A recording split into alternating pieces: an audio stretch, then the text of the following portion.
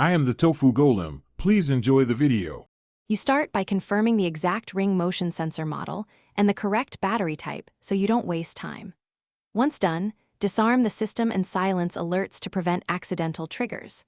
Next, gather a small screwdriver or pry tool, your replacement battery, and a soft cloth to protect the unit. Now, position yourself under good light and hold the sensor steady. You're ready to remove the cover and expose the battery compartment without damaging the housing. You'll now open the sensor cover using the correct method for your model: twist, slide, or gently pry at the notch. Make sure to observe and remember the battery orientation.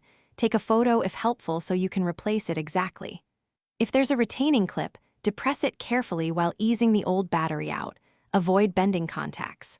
Once removed, inspect the terminals for corrosion and wipe them with a dry cloth. Preparing the compartment ensures a smooth reinstallation. Place the new battery in the compartment with the same orientation you noted earlier. Press it into place until the retaining clip or springs engage, then reattach the cover securely. Once reassembled, rearm your ring system and run the sensor test in the app to confirm motion detection and battery level reporting. If the sensor does not respond, power cycle the device by removing and reinserting the battery, clean the contacts, and check for debris.